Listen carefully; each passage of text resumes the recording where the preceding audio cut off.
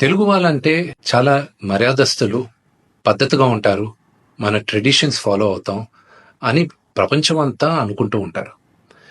కానీ ఈ మధ్యకాలం కొంతమంది తెలుగు వాళ్ళు ఈ యూట్యూబ్‌లోను, ఇన్‌స్టాగ్రామ్‌లోను, ట్విట్టర్‌లో అసభ్యకరంగా బిహేవ్ చేయడం వల్ల మొత్తం తెలుగు వాళ్ళు ఎందుకు ఇలా బిహేవ్ చేస్తున్నారు అన్న క్వెషన్ మార్క్ ఏర్పడుతుంది.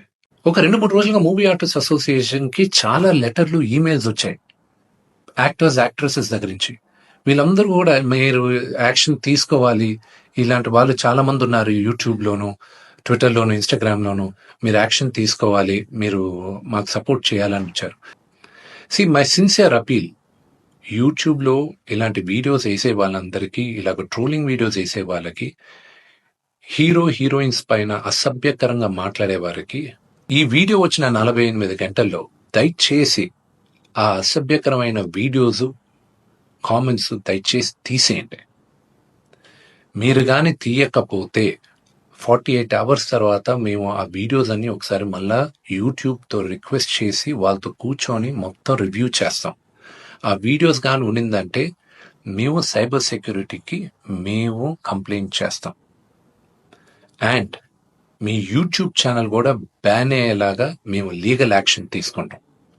విష్ణన్న, ఒక పెద్ద హీరో కొడుకు గురించి ఒక జ్యోతిష్కుడు జ్యోతిష్యం చెప్పాడని కేసులు పెడతామని వీళ్ళు పెడుతున్నారని చెప్పి మీ దగ్గరికి వచ్చిన జర్నలిస్టుల్ని మీరేమడగాలి తెలుసా?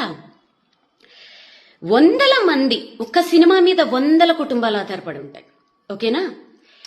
ఆ 100 కుటుంబాలని ఒక్క రివ్యూ తోటి సంకనాకిపించేస్తున్నారు చూశారు. ఆ రివ్యూవర్లని ఏం చెయ్యాలి ఫస్ట్ అది ఆలోచించండి. దాంట్లో మా జర్నలిస్టులు కూడా ఉండొచ్చు, తప్పేం లేదు. ఎవరినన్నా ఏమైనా చేసి పర్వాలేదు. మరి 100 మంది పనిచేస్తున్న ఆ సంస్థలు నీ రోడ్ల మీదకి తెచ్చేస్తున్న ఫలానా ఈ రివ్యూవర్ల మీద మరి మీరేమి యాక్షన్ తీసుకోరా? అంటే ఆ రివ్యూస్ ఇచ్చే వాళ్లలోనే మా జర్నలిస్టులే ఉన్నారని చెప్పి మీరు ఆలోచిస్తున్నారా? అంటే జర్నలిస్టుల మీద కేసులు పెట్టే వాళ్ళు ఎవరు లేరా? పెట్టకూడదా? జర్నలిస్టులు ఏమైనా దేవుళ్ళా? తప్పు చేస్తే ఎవరి మీద ఎవరైనా కేసులు పెట్టదు. సో ఏదో ఛానల్స్ లోనో ఎక్కడోనో వేణుస్వామి అరెస్టు అని ఏదో వస్తుందంట. సో తెలుసు ఎందుకు జరుగుతుంది, ఎందుకు చేస్తా ఉన్నారు, మీకు అన్ని విషయాలు తెలుసు. సో గురువింద గింజ తన కింద ఉన్నటువంటి నలుపును ఎరగదు.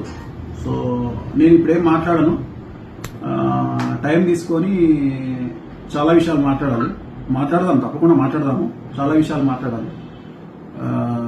సో మరి కేసులు గట్రా అంటే హీరోయిన్లను ఈ మధ్యకాలంలో ఒక పొలిటీషియన్ ఒక లేడీని మాలో మెంబర్ ఉన్నటువంటి అమ్మాయిని కూడా బండబూతులు తిడుతున్నటువంటి సందర్భాలు మనం చూస్తూ ఉన్నాం. అలాగే ఒకప్పుడు పవర్ స్టార్ పవన్ కళ్యాణ్ గారిని ఎలా ఆడుకున్నారో అన్ని చూసినాము. సో నేను జాతకాలు చెప్తే అరెస్టులు సరే ఎవరేస్తున్నారో నాకు తెలియదు. ఎవరో ఫోన్ చేసినారు, గురూజీ ఇట్లా ఏదో మీరు అరెస్ట్ అయినారంట. అంటే ఇప్పుడు నేను ఆఫీస్లో ఉన్నాను, ప్రజెంట్ ఆఫీస్లో పూజలు జరుగుతూ ఉన్నాయి, నా క్లయింట్తో నేను బిజీగా ఉన్నాను. ఇది ఇప్పుడు ప్రజెంట్ లైవ్ ఇది. ఓకే, ఓం నమో వెంకటేశాయ. మాట్లాడుకుందాం, ఒక 1 మంత్ గ్యాప్ ఇచ్చి చాలా విషయాలు మాట్లాడదాం. చాలా మాట్లాడేది ఎట్లాగో మనం ఇప్పుడు సెలబ్రిటీ జాతకాలు చెప్పట్లేదు కదా, బంద్ చేసుకున్నాం కదా. ఇంకా మనకు వేరే ఉన్నాయి, సమాజం మీద కొన్ని పనులు ఉంటాయి, మాట్లాడుకుందాము. ఖచ్చితంగా మాట్లాడదాం, చాలా విషయాలు మాట్లాడాలి. సినిమా ఇండస్ట్రీకి సంబంధించి చాలా మంచి మంచి విషయాలు, రివ్యూవర్ల గురించి, ఇతరత్ర విషయాలు చాలా మాట్లాడదాము. మనం ఖచ్చితంగా మాట్లాడదాం. ఎందుకంటే నేను సెలబ్రిటీ జాతకాలు చెప్పట్లేదు కాబట్టి నాకు కూడా కొద్దిగా పని తగ్గింది. ఖచ్చితంగా మాట్లాడదాం. నేను నా ఆఫీస్లో